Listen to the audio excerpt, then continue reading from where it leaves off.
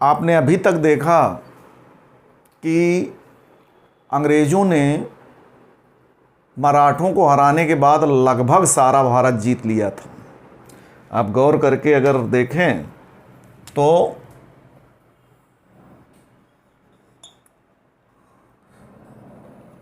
रफ्टप map के माध्यम से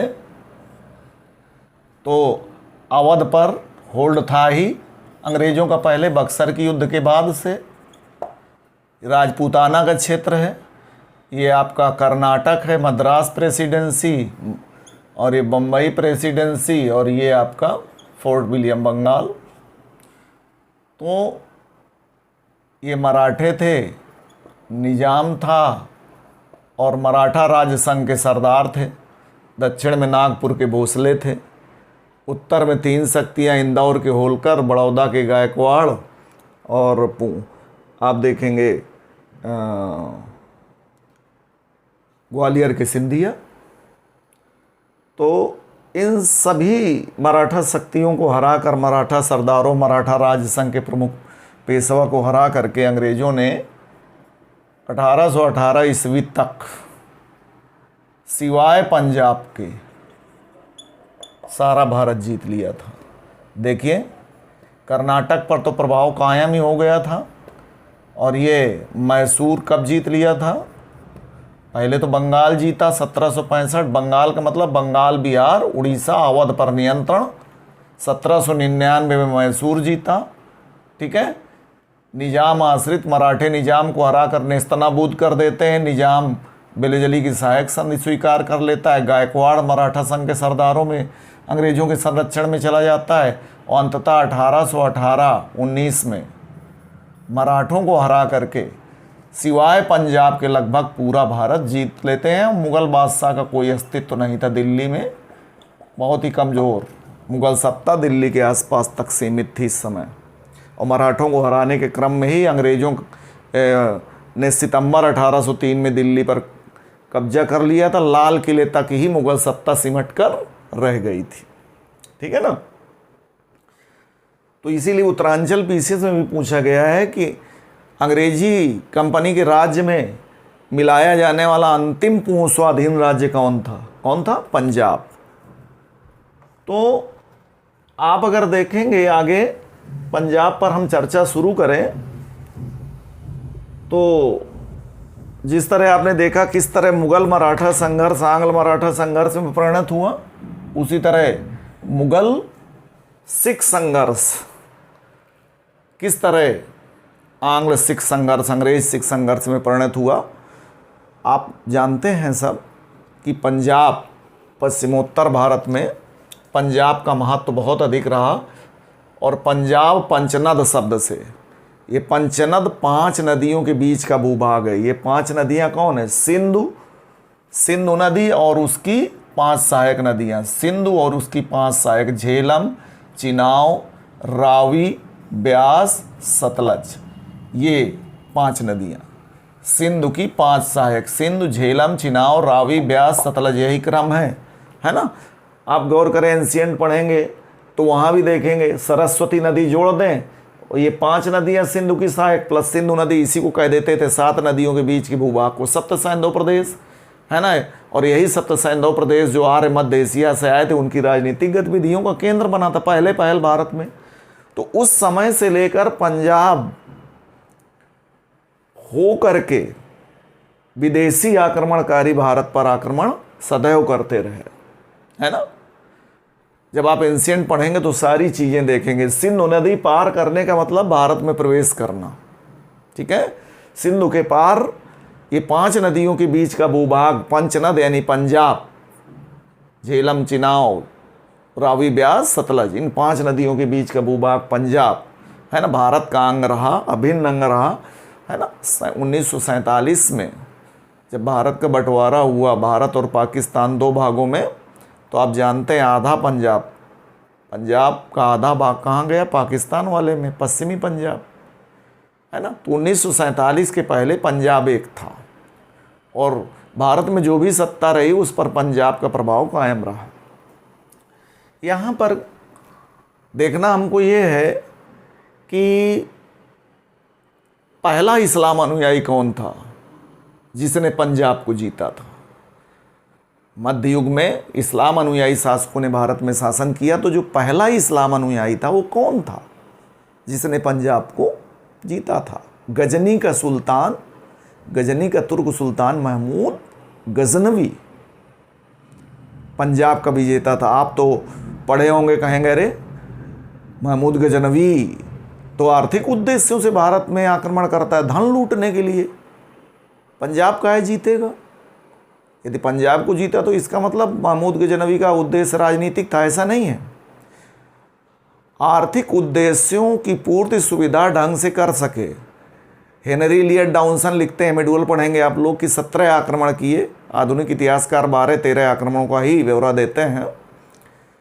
तो जब महमूद गजनवी भारत पर आक्रमण शुरू करेगा तो उस समय पंजाब में कौन हिंदू शाही राज्य था, जिसकी राजधानी उद्भांडपुर या वह हिंद थी, और राजा था कौन? आप देखेंगे जयपाल। तो पंजाब होकर ही उससे भारत पर आक्रमण करने, तो ये थोड़ी कि एक बार आया 4-6 स्थानों को लूटा चला गया। हर अभियान में महमूद गजनवी आता था और धन लूट के ले जाता था, और पंजाब होकर आना पड़ता था। तो पंजाब में यदि कोई स्वतंत्र सत्ता बनी रहती तो अवरोध उत्पन्न होता हर बार, है ना।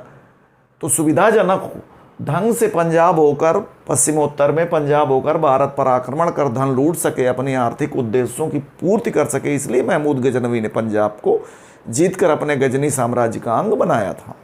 ठीक है। और महमूद गजनवी की मृत्यु के बाद उसके उत्तराधिकारी कमज़ोर हो गए, गजनी राज्य का पतन शुरू हो गया। आप जानते हैं गजनी के उत्तर में था एक पहाड़ी राज्य गौर, जिसे महमूद गजनवी ने जीत रखा था। वो स्वतंत्र हुआ, मजबूत हुआ, और फिर गौर के शासक बने गौर और गजनी। गौ के सम्मिलित शासक बना जब मोहम्मद गौरी, तो उसने भारत की ओर अपना विस्तार शुरू किया, और अंतिम जो गजनी गवर्नर था खुसरो मलिक, उसको हराकर पंजाब जीत लिया। ठीक है ना। किसने? मोहम्मद गौरी ने, गजनवी के बाद। और फिर आप जानते हैं कि मोहम्मद गौरी के ही एक गुलाम कुतुबुद्दीन ऐबक ने स्वतंत्रता पूर्वक शासन की शुरू किया, है ना। उसी के आधार पर गुलाम वंश कहा जाता है आरंभिक तुर्क वंश को, और वो भी लाहौर को राजधानी बनाए रखा, है ना। यहाँ विषयांतर हो जाएगा, ज़्यादा मैं चर्चा नहीं करूँगा। फिर इल्तुतमिश दिल्ली को राजधानी बनाता है। तो कुल मिलाकर तुर्की सल्तनत काल में पंजाब पर दिल्ली के सुल्तानों का नियंत्रण बना रहा, तुर्क सुल्तानों का नियंत्रण बना रहा, है ना। और फिर जब बाबर ने मुग़ल वंश की नींव डाली, तो आप जानते हैं काबुल से लेके पंजाब, दिल्ली, आगरा तक उसने अधिकार कर लिया।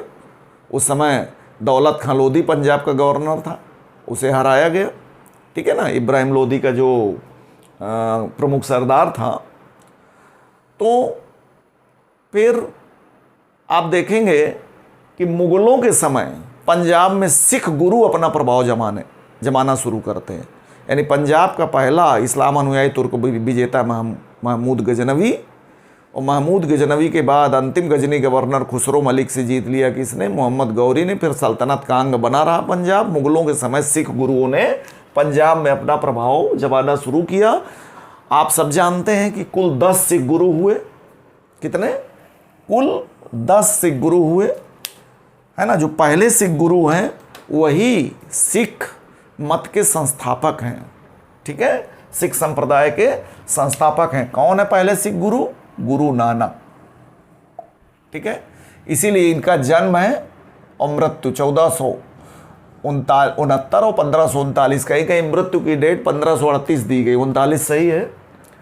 तो गुरु नानक ये सिख मत के संस्थापक हैं।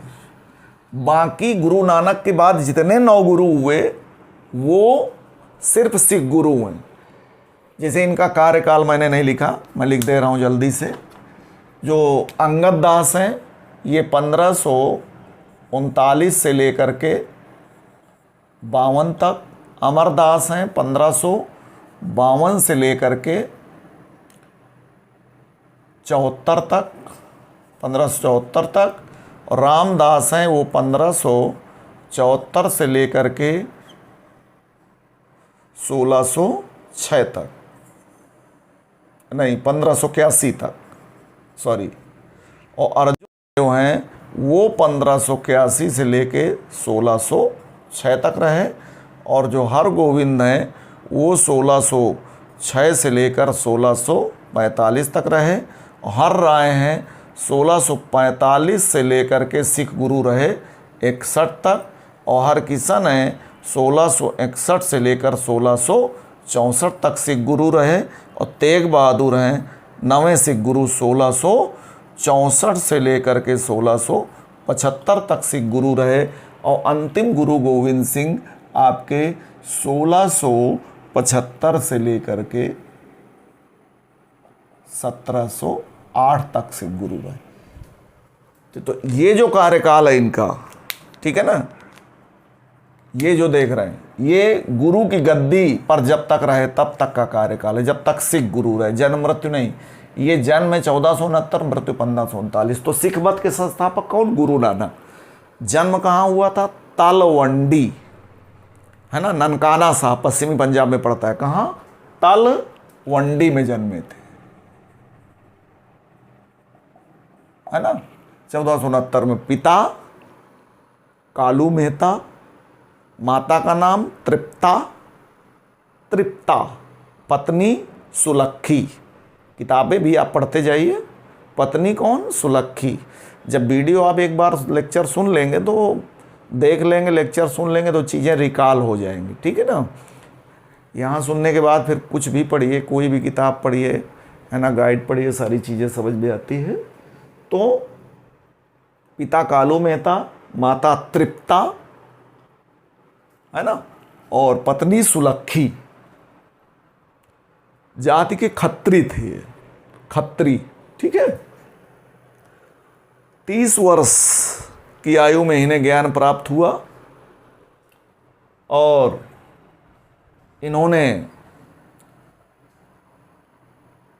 सिख मत की स्थापना की। ज्ञान प्राप्ति के बाद निरंतर 1539 तक इन्होंने भ्रमण करके विभिन्न स्थानों का भ्रमण किया और प्रचार प्रसार किया अपने मत का। इन्हीं के अनुयायी सिख कहलाए। सिख माने सीखने वाला, सिख यानी शिष्य, ठीक है। किसके अनुयायी? इन्होंने कहा था ईश्वर एक है, वही सच्चा है, अर्थात सतनाम है ईश्वर। गुरु गोविंद सिंह ने, सॉरी, गुरु नानक ने क्या क्या कहा था? ईश्वर एक है, वही सच्चा है, अर्थात सतनाम है। इन्हीं के अनुयायी सिख कहलाए, ठीक है। और इसी के साथ सिख पंथ अस्तित्व में आ गया। और इन्होंने विभिन्न देशों का भ्रमण भी किया था, श्रीलंका, मक्का, मदीना, दक्षिण पूर्व एशिया। इनकी मृत्यु 1539 में करतारपुर, पश्चिमी पंजाब, डेरा बाबा करतारपुर में हुई थी 1539 में, ठीक है। देखिए, चाहे पैगंबर मोहम्मद साहब हो, चाहे महात्मा बुद्ध हो, इन्होंने अपना, अच्छा, इन महान विभूतियों की जो लाइफ स्टोरी आपको एक जैसी मिलेगी, ठीक है। इन्होंने किसी को अपना सक्सेसर यानी वारिस नहीं नियुक्त किया, ये योग्यता में विश्वास करते थे। तो गौर करिएगा, गुरु नानक के पुत्र थे कौन? श्रीचंद, जिन्होंने नाराज होकर के उदासी संप्रदाय की स्थापना कर दी थी। गुरु नानक के पुत्र श्रीचंद ने। महत्वपूर्ण बातें बता दे रहा हूं, नहीं बहुत लंबा हो जाएगा। क्यों नाराज हो गए थे? क्योंकि गुरु नानक ने अपने प्रिय शिष्य लहना सिंह, इनका मूल नाम क्या था? लहना सिंह, को अपना उत्तराधिकारी, गुरु की गद्दी के लिए वारिस उत्तराधिकारी चुना था। लहना सिंह को, जो अंगद दास के नाम से, गुरु अंगद दास के नाम से दूसरे सिख गुरु हुए। इन्होंने सबसे पहले गुरु नानक के पुत्र कौन थे? श्रीचंद। श्रीचंद द्वारा स्थापित उदासी संप्रदाय से सिख मत को अलग और स्वतंत्र अस्तित्व प्रदान किया। किसने? अंगद दास ने, ठीक है। उदासी संप्रदाय से सिख मत को स्वतंत्र किया, उसका अलग अस्तित्व स्थापित किया, और अपने गुरु यानी गुरु नानक द्वारा प्रारंभ की गई, गुरु नानक द्वारा प्रारंभ की गई लंगर व्यवस्था को, सामूहिक भोज को क्या कहते हैं? लंगर, बिना भेदभाव के, ऊंच नीच के, है ना, सामूहिक रूप से भोजन करना। तो गुरु नानक द्वारा प्रारंभ की गई लंगर व्यवस्था को किसने स्थायी बनाया था? अंगद दास ने स्थायी बनाया था। और सबसे महत्वपूर्ण इनका एक योगदान रहा गुरुमुखी लिपि का प्रचलन। कौन सा? गुरुमुखी लिपि।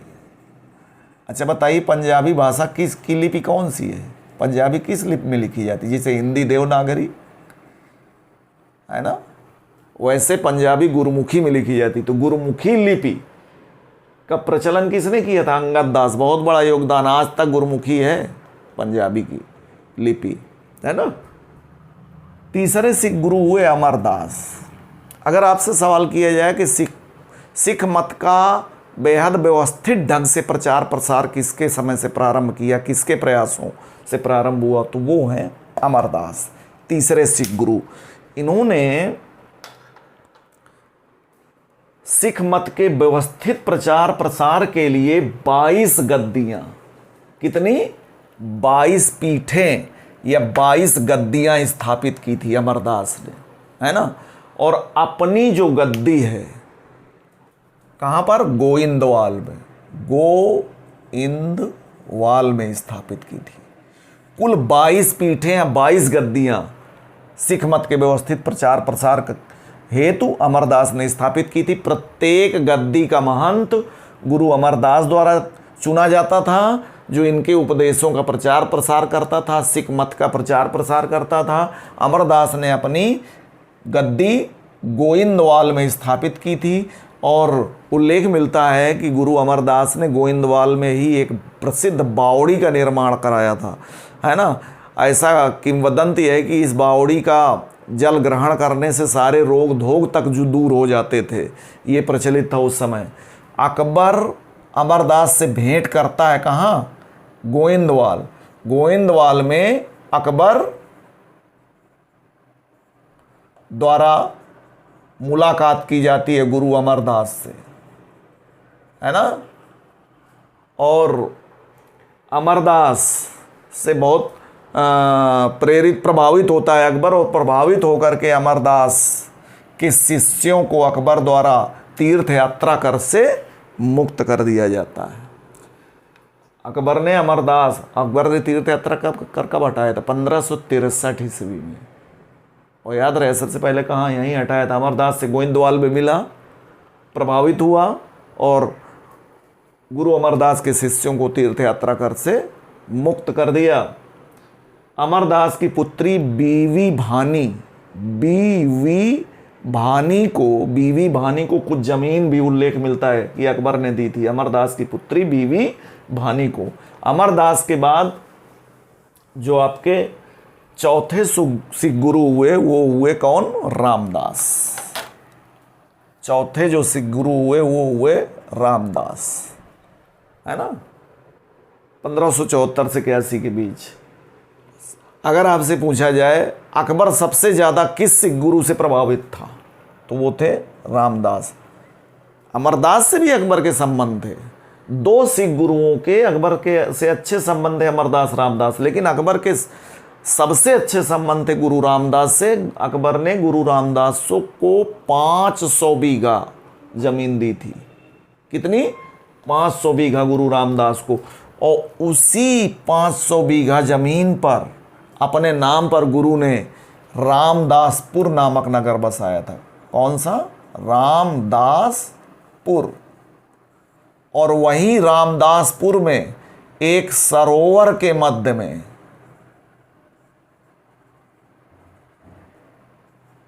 स्वर्ण मंदिर की नींव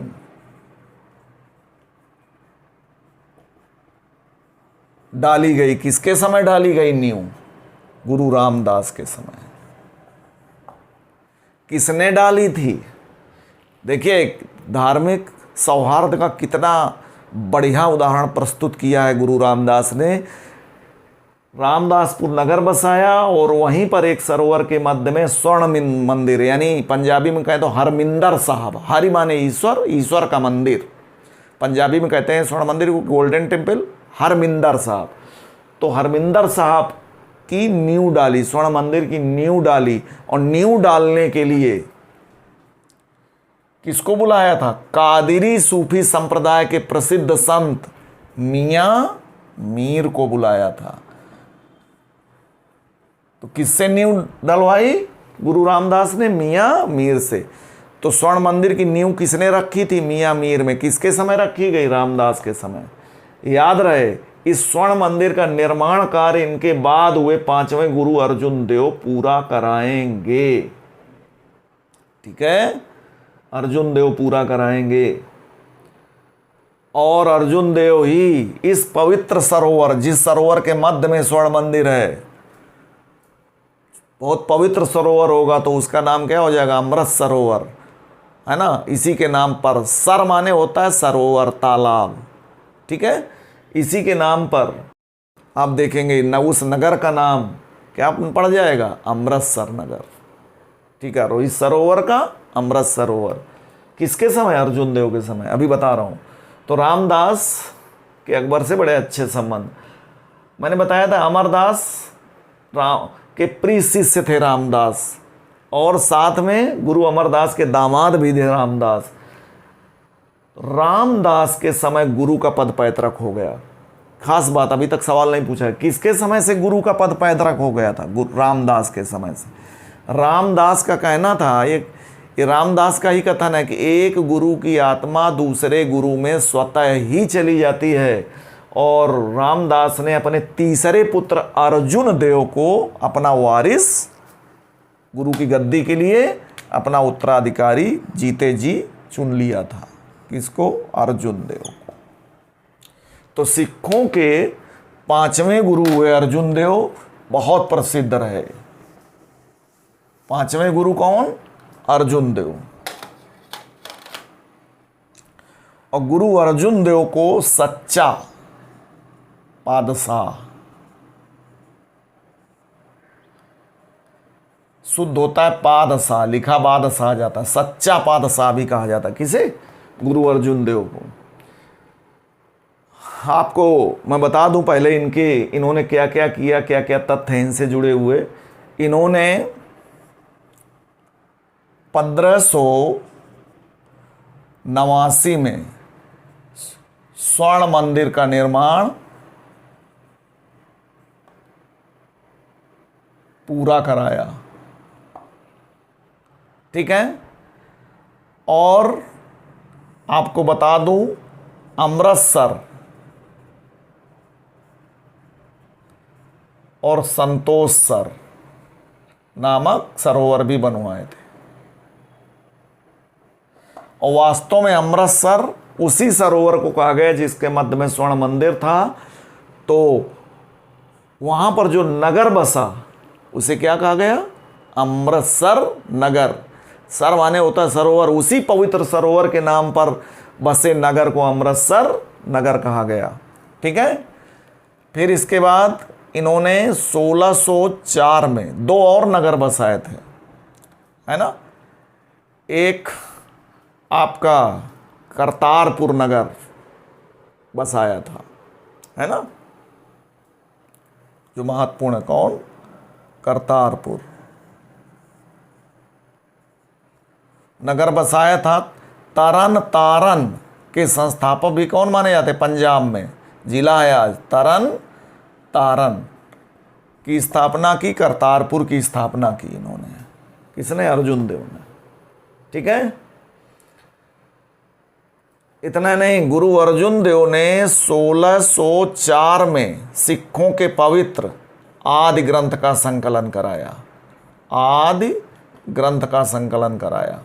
और आदि ग्रंथ में गुरु अर्जुन देव के पूर्व के 4 सिख गुरुओं के द्वारा रचित पदों तथा हिंदू मुस्लिम संतों के चुने हुए चुनिंदा पदों का संकलन है। यही नहीं कि वो सिख गुरुओं के पद हैं, आपको कबीर के दोहे भी मिल जाएंगे गुरु आदि ग्रंथ में, है ना।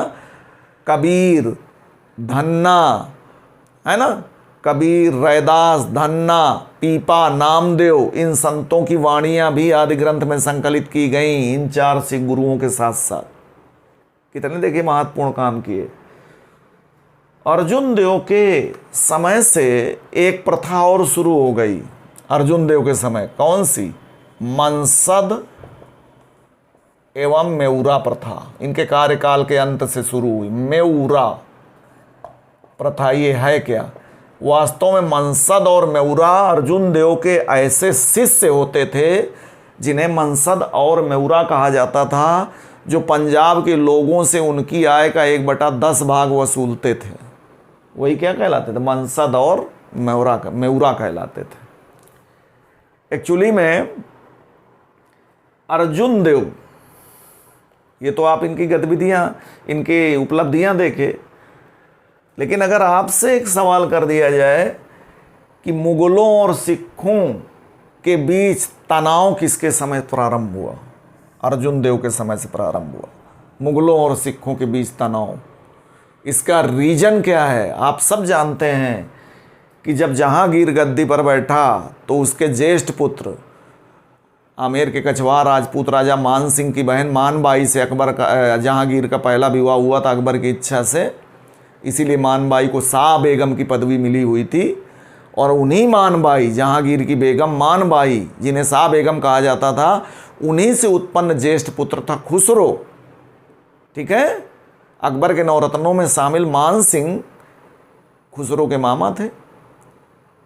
लेकिन आप जानते हैं अकबर के शासनकाल के अंत में 1599 में सलीम यानी जहांगीर ने विद्रोह कर दिया था, इलाहाबाद चला आया था। इलाहाबाद के किले में अकबर ने उपहार में दिया था इससे, जब अकबर की इच्छा से मानबाई से विवाह किया था, इलाहाबाद का किला सलीम को ही उपहार में दिया। तो विद्रोह करके कहाँ चला आया था? यहीं अजमेर से इलाहाबाद चला आया था। और खूब अफीम मदिरा का सेवन करता था। अबुल फजल की हत्या तक करवा दी उसी विद्रोह के दौरान, है ना, सुने होंगे, वीर सिंह बुंदेला द्वारा। किसने करवाई थी? सलीम ने, यानी जहांगीर ने। इन गतिविधियों से तंग आकर के मानबाई ने अत्यधिक अफीम खाकर आत्महत्या कर ली थी। उसी समय से जहांगीर और मानबाई से उत्पन्न उसके ज्येष्ठ पुत्र खुसरो के बीच संबंध खराब हो गए थे। और क्यों खराब हो गए थे? क्योंकि जहांगीर को ही, अपने पिता जहांगीर को ही अपनी माता मानबाई का हत्यारा मान रहा था खुसरो।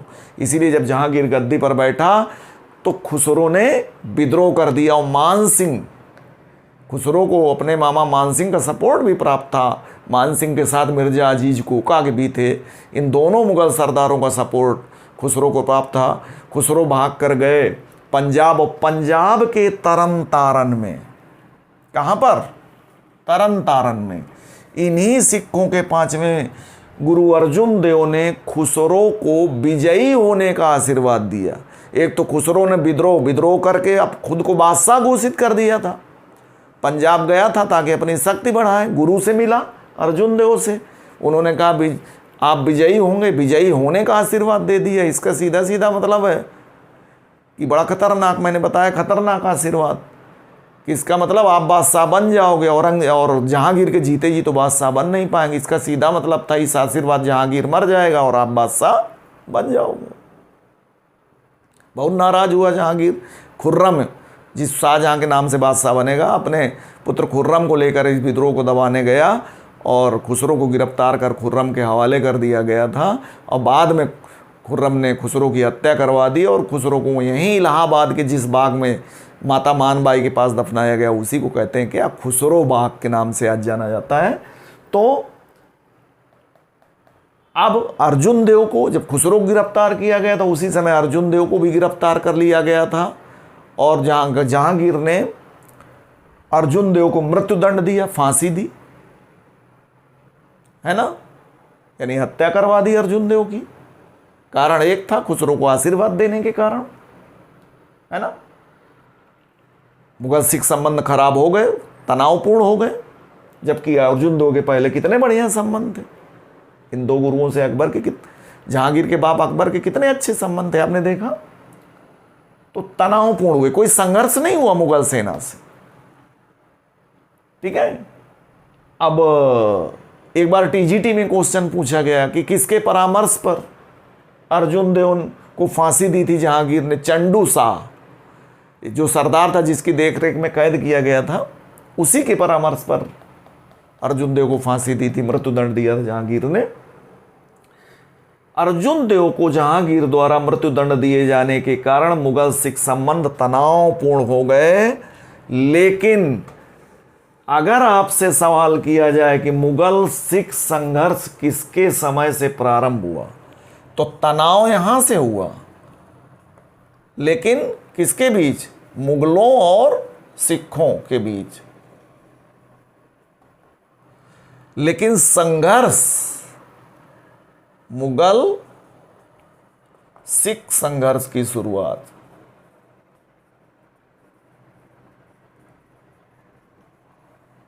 किसके समय से? हरगोविंद के समय से, है ना भाई। इनको तो मृत्युदंड दे दिया जहांगीर ने, तो अर्जुन देव के बाद हरगोविंद छठवें सिख गुरु हुए। अर्जुन देव के पुत्र थे हरगोविंद, छठवें सिख गुरु हुए। जहांगीर उस समय था, देखिए कार्यकाल 1627 तक जहांगीर का कार्यकाल है। जहांगीर ने इनसे कहा कि आपके बाप अर्जुन देव पर जो जुर्माना लगाया था आप अदा करो। गुरु गोविंद सिंह ने अपने पिता अर्जुन देव पर लगाए गई जुर्माने की राशि अदा करने से मना कर दिया। इसलिए जहांगीर ने गुरु हरगोविंद को 2 वर्षों तक ग्वालियर के किले में कैद रखा था। किसको? हरगोविंद को 2 वर्षों तक ग्वालियर के किले में कैद रखा। और हाँ, इसके बाद शाहजहां, जहांगीर के बाद शाहजहां गद्दी पर बैठता है 1628 में। आप जानते हैं तनाव तो चला आ रहा था। इस तनाव को देखते हुए गुरु हरगोविंद ने सिखों को, अभी तक तो सिख क्या था? एक धार्मिक पंथ था। अब सिखों को सैनिक शक्ति के रूप में बदलना सबसे पहले किसने शुरू किया? इस तनाव को देखते हुए हरगोविंद ने ही सिखों को सबसे पहले सैनिक शक्ति के रूप में बदलना शुरू किया और अपने अनुयायियों शिष्यों से कहा, भाई आप अब धन ना दो हमको, हमें हथियार दो, घोड़े दो, अस्त्र शस्त्र जुटाने हैं मुगलों से तनाव को देखते हुए। और गुरु हरगोविंद ने ही अमृतसर की सुरक्षा की दृष्टि से अमृतसर की किलेबंदी कराई थी और सिखों का महत्वपूर्ण मंच है अकाल तख्त की स्थापना की थी।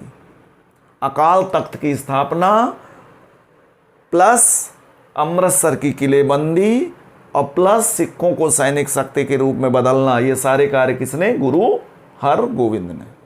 और 2 बार गुरु हरगोविंद और शाहजहां के समय, मुगल सम्राट शाहजहां के समय गुरु हरगोविंद और मुगल सेना के बीच, मुगल सैन्य टुकड़ी के बीच 2 बार संघर्ष हुआ। हरगोविंद ने दोनों बार मुगल सैन्य टुकड़ी को हराया। लेकिन उन्हें लगा अभी तो नई नई सिख शक्ति है, मुगलों से इस अनावश्यक संघर्ष में कहीं सिख शक्ति खत्म ना हो जाए, इसलिए इस अनावश्यक संघर्ष से बचने के लिए गुरु हरगोविंद चले गए पंजाब, कश्मीर की पहाड़ियों में, पंजाब नहीं कश्मीर की पहाड़ियों में चले गए अनावश्यक संघर्ष से बचने के लिए। और वहीं कश्मीर की पहाड़ियों में इन्होंने कीरतपुर नगर बसाया था। कौन सा? कीरतपुर, कश्मीर में। कौन? हरगोविंद ने ये कीरतपुर नगर बसाया और वहीं शांति से जीवन व्यतीत करते हुए 1645 में यानी कीरतपुर में इनकी मृत्यु हो गई। और हरगोविंद के बाद हर राय, चूंकि शाहजहां के बीमार होते ही 1657 से शाहजहां के चारों पुत्रों दारा सिको, है ना, शाह शुजा, औरंगजेब, मुराद बख्श के बीच मुगल गद्दी को लेकर उत्तराधिकार युद्ध शुरू हो जाता है। इसलिए मुगल सिख संघर्ष रुका रहता है गुरु हर राय के समय। लेकिन ये उल्लेख मिलता है कि उत्तराधिकार युद्ध में पराजित होने के बाद दारा सिको गुरु हर राय से मिला था, मुलाकात की थी। हर राय के बाद हरकिशन आते हैं। 3 साल चेचक के कारण जल्दी ही हरकिशन की मृत्यु हो जाती, चेचक के कारण।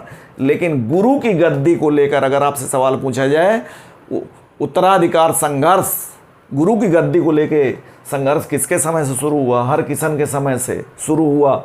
और इस संघर्ष में विजयी होकर हरगोविंद के पुत्र कौन? तेग बहादुर 9वें सिख गुरु हुए। और गुरु तेग बहादुर औरंगजेब की धार्मिक नीति के कट्टर विरोधी थे और पंजाब के मुगल विरोधी किसानों का समर्थन करना, उन्हें सहयोग देना भी गुरु तेग बहादुर ने शुरू किया। तो औरंगजेब ने गुरु तेग बहादुर पर आरोप लगाया कि इन्होंने कुछ मुसलमानों का धर्म परिवर्तन करा के सिख बनाया है, और इसी आरोप में गुरु तेग बहादुर को औरंगजेब ने गिरफ्तार करवा दिया और इन्हें दिल्ली ले जाया गया। औरंगजेब ने इनके सामने इस्लाम स्वीकार करने की शर्त रखी, कहा वरना तुम्हारा सर कलम कर दिया जाएगा, लेकिन इन्होंने इस्लाम नहीं स्वीकार किया था। औरंगजेब ने इनकी हत्या करवा दी दिल्ली में। इन्हीं के बारे में कहा जाता है ऐसे, गुरु तेग बहादुर सिख गुरु थे जिन्होंने सिर दिया, सिर कटवा दिया, लेकिन सार यानी धर्म सार नहीं दिया, सिर दिया परंतु सार नहीं दिया। इन्हीं की स्मृति में दिल्ली में गुरुद्वारा शीशगंज का निर्माण कराया गया, गुरु तेग बहादुर की स्मृति में। और गुरु तेग बहादुर के बाद 10वें और अंतिम सिख गुरु हुए कौन? गोविंद सिंह, गुरु गोविंद सिंह। 10वें और अंतिम सिख गुरु गोविंद सिंह। औरंगजेब और 10वें सिख गुरु गोविंद सिंह के बीच बड़ा लंबा संघर्ष चला। ठीक है, आज मित्रों जिस रूप में आप सिख संप्रदाय को देखते हैं, उसके सिख धर्म के जो आचार विचार हैं, है ना, वो सारे निर्धारित किए हुए हैं लगभग गुरु गोविंद सिंह। पहले की परंपराओं को नहीं छोड़ा, लेकिन नए आचार विचार बहुत सारे यानी इन्होंने निर्धारित किए। यानी एक लाइन में आप कह सकते हैं कि गुरु गोविंद सिंह के प्रयासों से ही सिख मत को वर्तमान स्वरूप मिला, जिस रूप में आज हम सिख मत को जानते मानते हैं हमारे बीच है, वो गुरु गोविंद सिंह के ही प्रयासों का नतीजा है। मुगल सिख संघर्ष जारी था। सबसे जुझारू मुगल सिख संघर्ष गुरु गोविंद सिंह और मुगल सेना के बीच हुआ, है ना। इन्होंने मखोवाल, इन्होंने अमृतसर में अपनी गद्दी स्थापित की थी। कौन से सिख गुरु थे जिनके समय व्यवस्थित प्रचार प्रसार? अमरदास, है ना।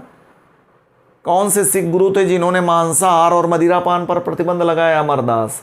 कौन से सिख गुरु थे जिन्होंने मांसाहार की फिर अनुमति दे दी? तेग बहादुर, है ना। और इन्होंने पंजाब के मखोवाल में अपनी गद्दी स्थापित की थी, और मखोवाल के पास इन्होंने कहा आनंदपुर में अपनी गद्दी स्थापित की थी। आनंदपुर को केंद्र बनाया था, है ना।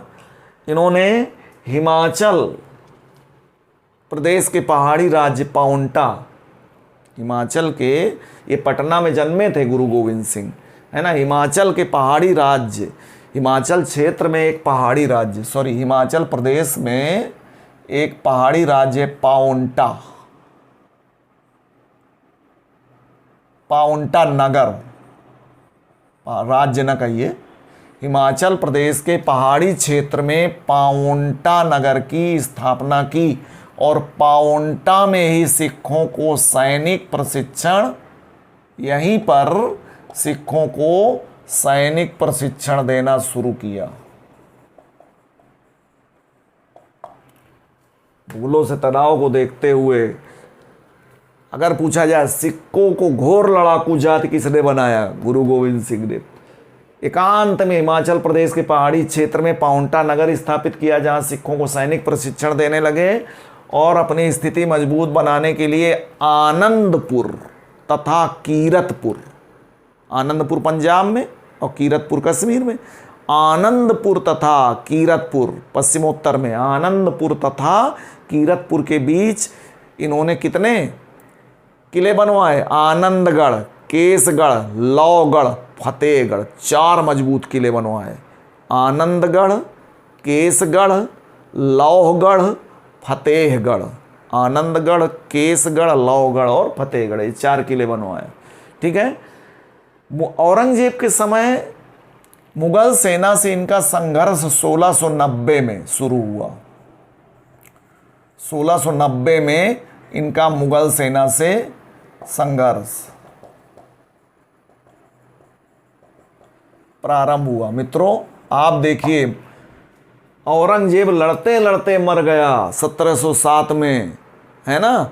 लेकिन 4 पुत्र खोए इन्होंने इन युद्धों में, अपने 4 के चारों पुत्र खोए। गुरु गोविंद सिंह ने माँ को खोया, लेकिन गुरु गोविंद सिंह ने हार नहीं मारी, कतई हार नहीं मानी, और चारों तरफ गुरु गोविंद सिंह के नेतृत्व में सिख सैनिक जोश से लड़ रहे थे चारों तरफ, है ना। ये नारा गूंज रहा था, वाहे गुरु जी की खालसा, वाहे गुरु जी की फतेह। आज भी सुनते होंगे फिल्मों में, हर जगह, क्यों, सीरियल्स में।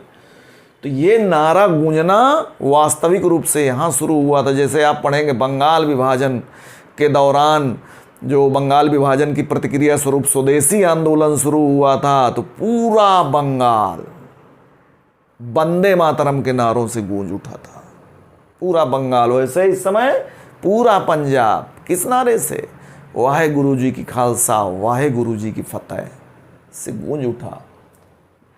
कैसे प्रारंभ हुआ संघर्ष? एक्चुअली में कहल सिंह के नेतृत्व में, मुगल सेनापति था कहल सिंह, कहल सिंह के नेतृत्व में मुगल सेना द्वारा पहाड़ी राज्यों पर 1690 में आक्रमण किया गया, शुरू किया गया। कहल सिंह के नेतृत्व में मुगल सेना द्वारा पहाड़ी राज्यों पर शुरू किए गए हमले के साथ ही रणजीत सिंह और मुगल सेना के बीच संघर्ष प्रारंभ हुआ। क्यों? इसलिए उसी क्षेत्र में ये जमे हुए थे, ठीक है, सैनिक, सिख सैनिकों को प्रशिक्षण दे रहे थे। तो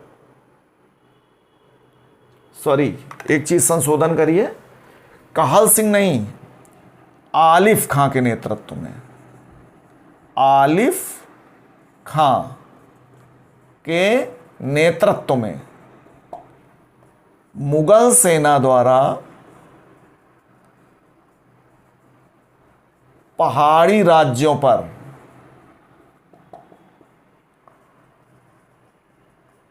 हमला किया गया। मैं कहल सिंह कह रहा था, हमला किया गया।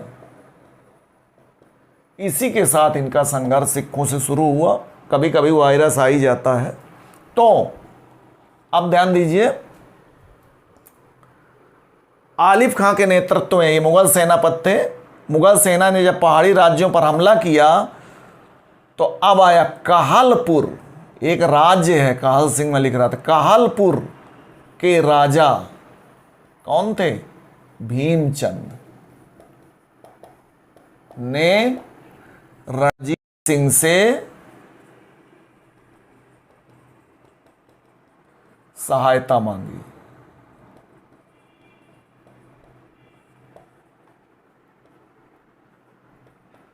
अभी मैं अगर इसका नाम कहल सिंह लिख देता तो कल कमेंट्स आता, अरे आपने तो ऐसा। ये कभी कभी मैं भी इंसान हूँ, ह्यूमन हूँ, कि कहीं यही संशोधन हो गया। मैं दोबारा सुनता हूँ, कहीं अगर भूले से भी, हालांकि 22 साल हो गए पढ़ाते, मिस्टेक कम होती, कभी कभी जबान फिसल जाए, कोई मिस्टेक हो जाए तो वो पिन में डाल दिया जाता है, ऐसा नहीं ऐसा हुआ, ठीक है, वहाँ आप सुधार लीजिएगा। बाकी मिस्टेक होने की कोई संभावना नहीं, गलतियाँ जो होती थी शुरू में होती थी परिमार्जित हो चुकी हैं। तो कहलपुर के राजा भीमचंद्र ने रणजीत सिंह से सहायता मांगी, तो रणजीत सिंह ने सहायता देना स्वीकार किया और फिर हुआ नांदेड़ का युद्ध, जिसमें मुगल सेना के विरुद्ध रणजीत सिंह विजयी रहे। कुछ महत्वपूर्ण चीजें बता दे रहा हूं, रणजीत सिंह विजयी रहे। फिर ये संघर्ष का दौर चलते रहा, कई युद्ध हुए, लेकिन रणजीत सिंह का मुगल कुछ बिगाड़ नहीं पा रहे थे। अंत में 1704 में हुआ आनंदपुर का द्वितीय युद्ध, आनंदपुर का द्वितीय युद्ध। और इस युद्ध में आनंदपुर के इस द्वितीय युद्ध में गुरु गोविंद सिंह के दो पुत्र, कौन? फतेह सिंह एवं जोरावर सिंह,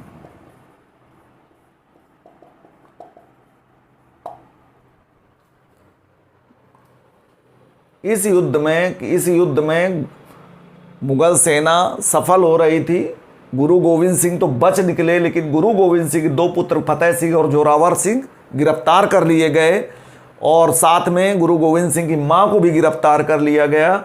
और मैं आपको बता दूं, आनंदपुर में गिरफ्तार करने के बाद फतेह सिंह जोरावर सिंह को कहाँ ले जाया गया? सरहिंद। और सरहिंद में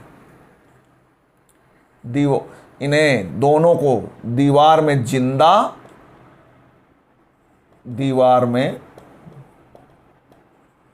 चिनवा दिया गया। कहां पर? सरहिंद में। और ये हृदय विदारक दृश्य देखकर गुरु गोविंद सिंह की मां की मृत्यु हो गई। सोचिए इस संघर्ष के दौरान क्या क्या खोया। सरहिंद, आनंदपुर में गिरफ्तार करके सरहिंद ले गई मुगल सेना, और सरहिंद के जो सूबेदार थे वो वजीर खां और दीवान थे सुच्चानंद। इन्हीं दोनों ने इन्हें दीवार में जिंदा चुनवा दिया था। और ये हृदय विदारक दृश्य देखकर गुरु गोविंद सिंह की मां की मृत्यु हो गई थी, लेकिन गुरु गोविंद सिंह तो बचकर निकल ही गए थे। फिर देखिए 1705 में इसके बाद चकमौर का युद्ध हुआ, और चकमौर के युद्ध में गुरु गोविंद सिंह के दो पुत्र, और जिनका नाम था क्या? अजीत सिंह और जुझार सिंह एवं जुझार सिंह, ये दोनों पुत्र भी मारे गए। कौन कौन? अजीत सिंह एवं जुझार सिंह। देख लीजिए, एक ही साल के अंतराल में गुरु गोविंद सिंह ने 4 पुत्रों को अपने खो दिया, अजीत सिंह एवं जुझार सिंह। ठीक है, ये मारे गए।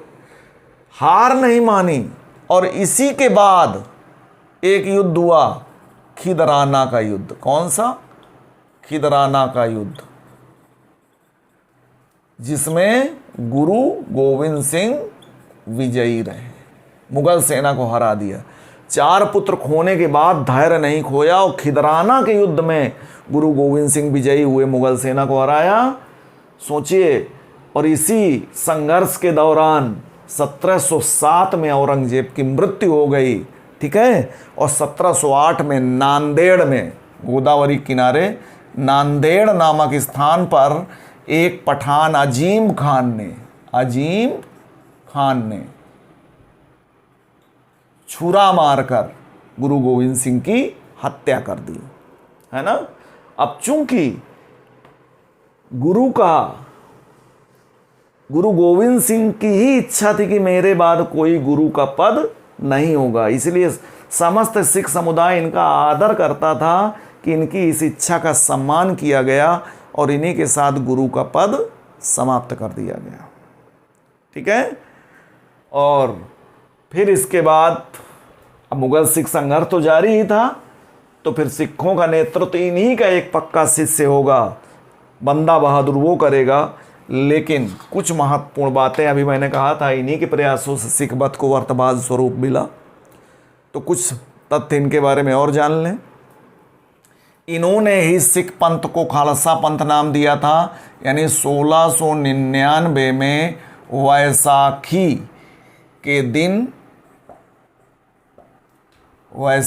के दिन इन्होंने खालसा पंथ की स्थापना की थी।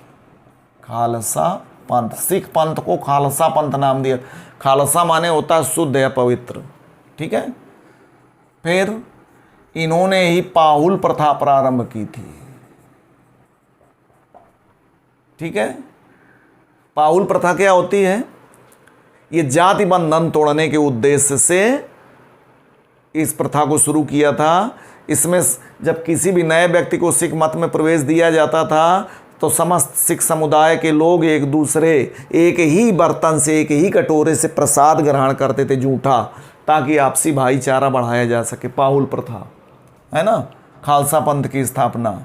और इन्होंने ही अचानक वैसाखी के दिन ही केसगढ़ में अपने समस्त शिष्यों अनुयायियों की कड़ी परीक्षा ले ली। अचानक केसगढ़ में, केसगढ़ पंजाब, अपने शिष्यों की कड़ी परीक्षा ली, तो उसमें 5 शिष्य पास हुए इनके।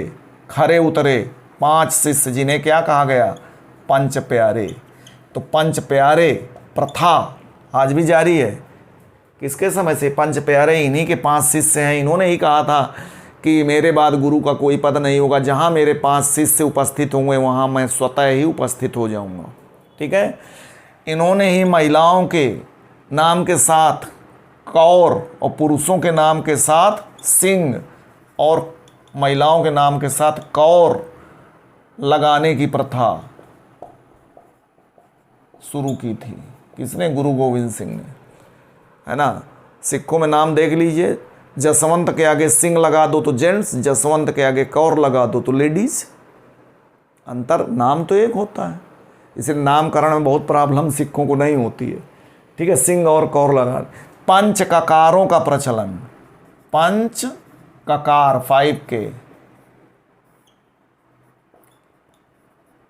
इन्होंने ही नियम बनाया था कि प्रत्येक सिख को 5 चीज़ें धारण करनी होगी।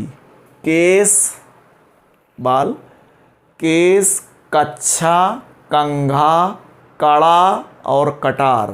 केस, कच्छा, कंघा, कड़ा और कटार, ये 5 चीज़ें धारण करनी अनिवार्य होंगी। ठीक है, इन्होंने ही नियम बनाया था। और आप देखें कि गुरु गोविंद सिंह तथा औरंगजेब के बीच संघर्ष के साथ साथ पत्राचार भी होता रहा, और उन पत्रों का संकलन किस में मिलता है? जफरनामा नामक ग्रंथ के रूप में मिलता है। ये क्या है जफरनामा? औरंगजेब तथा गुरु गोविंद सिंह के बीच हुए पत्रों से संबंधित पत्राचार से संबंधित पत्रों का संकलन जफरनामा कहलाता है। और गुरु गोविंद सिंह की जीवनी क्या कहलाती है? विचित्र चित्र। 2 ग्रंथों की रचना की थी इन्होंने। एक पंजाबी में है चंडी दीवार, चंडी दीवार, और दूसरा है कृष्णावतार। ये 2 किसके द्वारा रचित ग्रंथ है? गुरु गोविंद सिंह के द्वारा। और इस लंबे संघर्ष में, औरंगजेब के साथ चले इस लंबे संघर्ष में आदि ग्रंथ की मूल प्रति विलुप्त हो गई थी। तो आदि ग्रंथ यानी सिखों के पवित्र आदि ग्रंथ का संकलन फिर से गुरु गोविंद सिंह ने कराया, जिसमें अन्य सिख गुरुओं के साथ साथ, है ना, इनके उपदेश भी जोड़े गए। और इसी समय से, गुरु गोविंद सिंह के समय से, आदि ग्रंथ को 10म पातशाह का ग्रंथ या गुरु ग्रंथ साहिब के नाम से जाना गया। ठीक है, गुरु ग्रंथ साहिब के नाम से जाना गया। तो अब आप देखें, इसके बाद गुरु नानक के बाद क्या दशा हुई पंजाब की। अब चूंकि गुरु का पद समाप्त, मुगलों से संघर्ष जारी ही है। ठीक है, अब मुगलों से जारी संघर्ष को ध्यान में रख नेतृत्व कोई ना कोई तो करेगा। इन्हीं का प्रिय शिष्य था, क्या नाम था? बंदा बहादुर, जिसने इस मुगल सिख संघर्ष में गुरु गोविंद सिंह के बाद मुगलों से संघर्ष करना शुरू किया। 1708 से लेकर कब तक? 16 तक। किसने? बंदा बहादुर ने। ठीक है, और ध्यान दीजिए, बंदा बहादुर के समय, ये अगर आपसे सवाल किया जाए सिखों का पहला विशुद्ध राजनेता कौन था? बंदा बहादुर। इसलिए इसके समय प्रारंभ मुगल सिख संघर्ष का स्वरूप केवल राजनीतिक, धार्मिक नहीं, ये धार्मिक नेता नहीं था, केवल राजनीतिक नेता था, विशुद्ध राजनीतिक नेता था। ठीक है, इसलिए आप देखें कि इसके समय से प्रारंभ मुगल सिख संघर्ष का स्वरूप राजनीतिक होगा पूरी तरह, है ना। आपको बता दूं, इसका ये जम्मू में जन्मा था, जम्मू। इसका मूल नाम था लक्ष्मण देव। क्या नाम था? लक्ष्मण देव।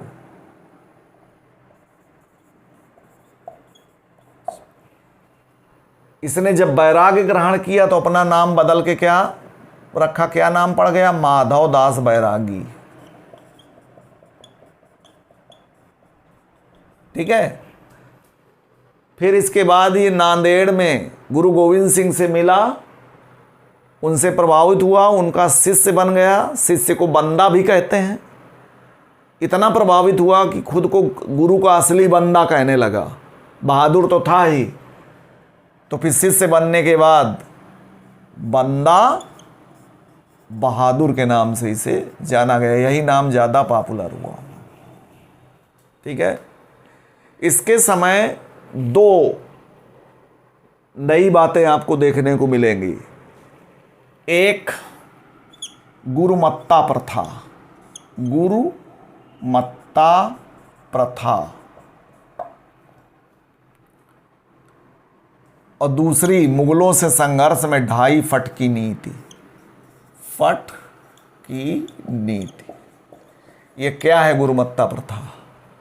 साल में 2 बार, वर्ष में 2 बार, बैसाखी और दिवाली को आम सभाओं का आयोजन किया जाता था, जिसमें समस्त सिख समुदाय को भाग लेना, पार्टिसिपेट करना आवश्यक था। और इन आम सभाओं को कहा जाता था सरबत खालसा। क्या कहते थे? सरबत खालसा, यानी आम सभाएं 2 बार आयोजित की जाती थी वर्ष में, बैसाखी और दिवाली को। और इन्हीं सरबत खालसा आम सभाओं में समस्त सिख समुदाय उपस्थित होता था, और सर्वसम्मति से जो फैसला लिया जाता था उसे गुरु का आदेश माना जाता था, और उसी को कहते थे गुरुमत्ता, जिसका पालन समस्त सिख समुदाय को करना पड़ता था। ये किसके समय शुरू? बंदा बहादुर। और मुगलों से जारी संघर्ष में बंदा बहादुर के समय से ही सिखों में 2.5 फट की नीति अपनाई। हरिश्चंद्र वर्मा पढ़ेंगे आप, सेकंड पार्ट उसमें दिया है। 2.5 फट की नीति का आशय, वही लाइन में बोल दे रहा हूँ, 2.5 फट की नीति का आशय है, पहले आक्रमण करो, फिर भागते हुए देखो, फिर पलटकर आक्रमण करो। ये पॉलिसी अपनाई। ठीक है। बंदा बहादुर ने मुगलों के खिलाफ कहाँ से संघर्ष किया, शुरू किया? सोनीपत के निकट सोंधौरा के किले से संघर्ष प्रारंभ किया। शीघ्र ही सोंधौरा के किले पर मुगल सेना का कब्जा हो जाता है। तो फिर ये लावगढ़ के किले से संघर्ष प्रारंभ करता है। मुगल से अब्दुल समद खां, किसके नेतृत्व में मुगल सेना से संघर्ष हो रहा था? अब्दुल समद खां के नेतृत्व में। अब्दुल समद खां के नेतृत्व में संघर्ष हो रहा था। तो पहले सोंधौरा के किले से संघर्ष प्रारंभ किया, सोनीपत के पास है, मुगल सेना का सोंधौरा के किले पर कब्जा। तो फिर लावगढ़ के किले से संघर्ष प्रारंभ किया, मुगल सेना ने लावगढ़ पर भी कब्जा कर लिया। अंततः अप्रैल 1715 में मुगलों के समक्ष आत्मसमर्पण कर दिया, है ना। और 19 जनवरी 1716 को फर्रुखसियर द्वारा, मुगल सम्राट फर्रुखसियर द्वारा हाथियों से कुचलवा कर इसकी हत्या करवा दी गई, है ना। और इसकी हत्या के बाद सिखों को घोर यातनाएं दी गईं। किसके द्वारा? मुगल सेना द्वारा। जब बंदा बहादुर की हत्या हो गई तो सिखों को घोर यातनाएं दी गई मुगलों द्वारा, लेकिन खालसा पंथ की सैनिक शक्ति को मुगलों द्वारा दबाया जाना संभव नहीं हो पाया। क्यों नहीं हो पाया? क्योंकि गुरु गोविंद सिंह सिखों को बहुत जुझारू बना गए थे, बहुत लड़ाकू बना गए थे। और दूसरा कारण, मुगल भी लगातार कमज़ोर हो रहे थे, है ना।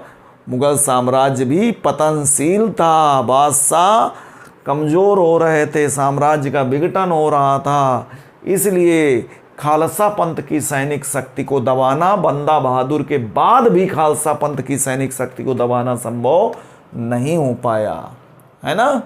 और फिर बंदा बहादुर के बाद क्या हुआ, बंदा बहादुर के बाद आप देखें गुरुमत्ता प्रथा का सिख पालन करते रहे।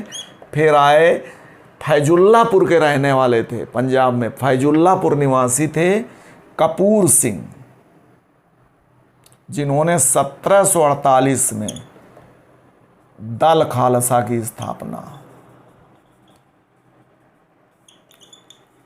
दल खालसा की स्थापना की। ठीक है। और दल खालसा किसने स्थापना की? कपूर सिंह ने।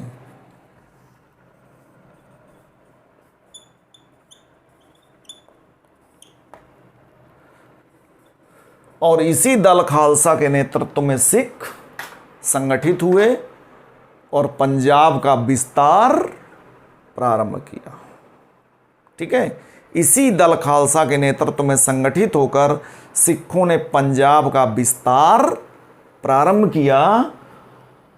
दल खालसा में दो दल, ये जो दल खालसा है इसमें दो दल शामिल थे। एक था बुढ़ा दल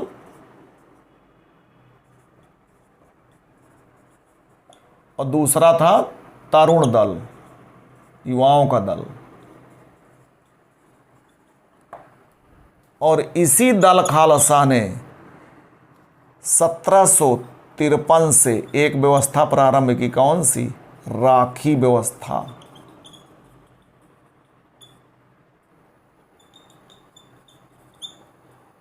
ये क्या थी? दल खालसा द्वारा पंजाब के किसानों से उनकी आय का 1/5 भाग वसूला जाना शुरू किया गया और इसके बदले सुरक्षा की गारंटी दी गई। इसी को कहा जाता है राखी व्यवस्था। यानी 1753 से दल खालसा ने पंजाब के किसानों से उनकी आय का 1/5 भाग वसूलना शुरू किया गया, बदले में उन्हें सुरक्षा की गारंटी दी जाने लगी।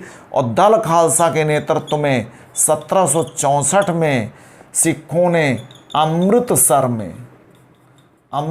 में एकत्र होकर के तेग देग फतेह लेख वाले चांदी के सिक्के जारी किए। क्या लिखा रहता था? तेग देग फतेह, लेख वाले चांदी के सिक्के जारी किए। और दल खालसा के नेतृत्व में पंजाब का विस्तार सिखों ने शुरू किया। मुगल तो लगातार कमज़ोर होते जा रहे थे और पानीपत के तीसरे युद्ध में मराठे भी हार गए। कुछ समय के लिए मराठा शक्ति डाउन हुई, उधर मुगल भी कमज़ोर होते जा रहे हैं। इसलिए सिखों को एक तो थे भी पश्चिमोत्तर में, आप देखिए थे भी कहाँ, पश्चिमोत्तर में तो किसी भी बाह्य शक्ति का सिखों को खतरा नहीं था। पश्चिमोत्तर में मराठे भी हार गए पानीपत के युद्ध में, मुगल कमज़ोर। इसलिए 1773 तक आते आते दल खालसा के नेतृत्व में सिखों ने पंजाब का जमकर विस्तार कर लिया। इतना विस्तार कर लिया कि पंजाब की उत्तरी सीमा सहारनपुर तक, पश्चिमी सीमा अटक तक, पश्चिमी और उत्तरी सीमा पहाड़ी भाग से लेकर दक्षिणी सीमा मुल्तान तक पहुंच गई। इतना पंजाब का विस्तार कर लिया। लेकिन मित्रों, आप जानते हैं कि जब बाहरी शक्ति का हमको खतरा नहीं होता किसी बाहरी को, तो हम आपस में ही शक्ति अर्जित करने के बाद लड़ना शुरू कर देते हैं। वही हुआ सिखों का। 1773 में जब दल खालसा के प्रमुख थे जस्सा सिंह आहलूवालिया, उसी समय दल खालसा विघटित हो 12 मिसलों में, 12 मिसल माने टुकड़ा, 12 मिसलों में, है ना। और ये मिसलें आपस में लड़ने लगी। ऐसा लगने लगा कि ये सिख आपस में ही लड़कर अपनी शक्ति खो देंगे। लेकिन इस आशंका को निराधार साबित करते, निर्मूल साबित करते हैं रणजीत सिंह, है ना, जो इन्हीं 12 मिसलों में से एक सुकर चकिया मिसल से संबंधित थे। तो अब हम अगले भाग में पढ़ेंगे क्या रणजीत सिंह की उपलब्धियां। और तब तक के लिए मुझे आप लोग इजाज़त दीजिए।